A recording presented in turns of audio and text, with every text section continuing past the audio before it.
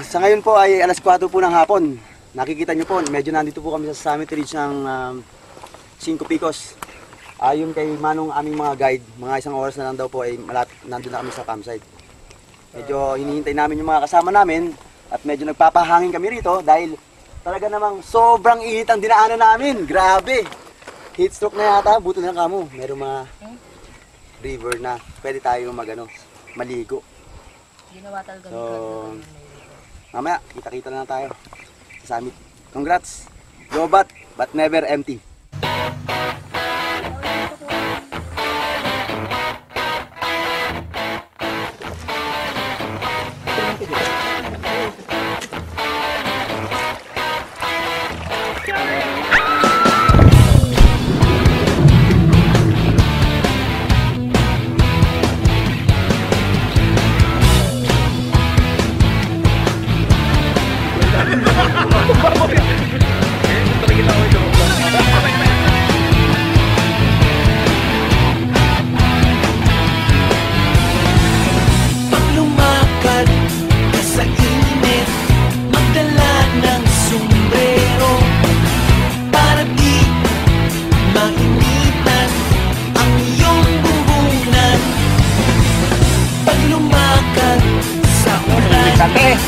Magdala ka ng kapote o kaya'y ulang payong para di ka sipunin.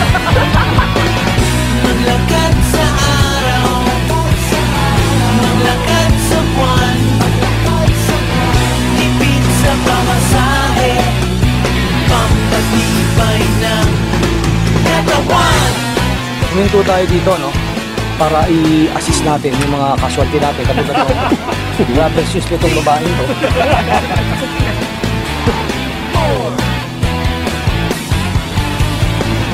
Pag lumakad ka sa init, magdala ng sombrero. 3 oras na tayong lalakad. Another 3 hours more. Siguro hanggang 4. Pag lumakad sa ulan, magdala ka ng kapote o kaya'y ulang payong para di ka sipunin.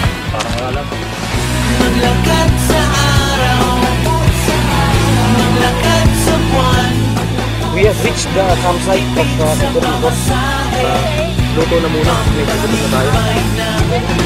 katawan.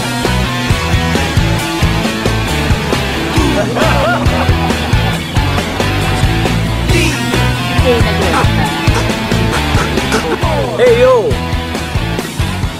We are here in Cinco Picos, yo! Now, I'm a part of this mountain because I'm Curly. Iyong paa, pag lumakad sa dilim, magbaon ang flashlight para di ka maligaw at lamunin umamaw. Maglakad sa araw, maglakad sa buwan, tipid sa pamasahe, pampatibay ng katawan. It's already 7 o'clock in the morning. We are having our breakfast. What's up? This is our leading guide. Can you show us some moves?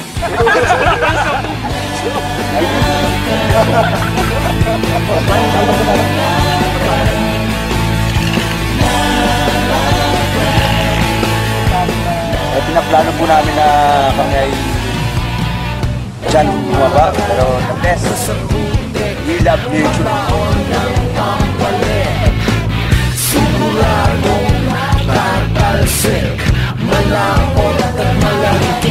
Ito na po, nakahanda na po ang ating grupo para po sa pagbaba ng Mount Cinco Picos. Take two! Gaya na sinabi ni DJ Owen, reporting here in Cinco Picos, live, Dolby. Maglakad sa buwan, tipid sa pamasahe, pampatibay ng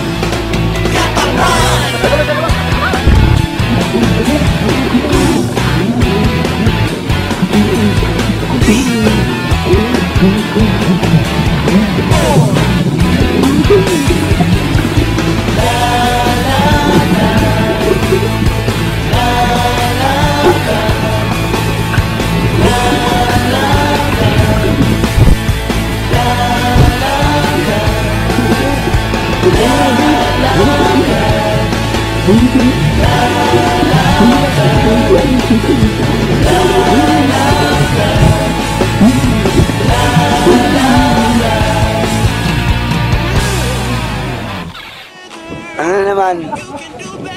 Lagi mo akong pinopokus dyan. Focus, focus, focus. Hindi na, Red. Di ba kanina naman Nag-enjoy yan? yung tao dito eh.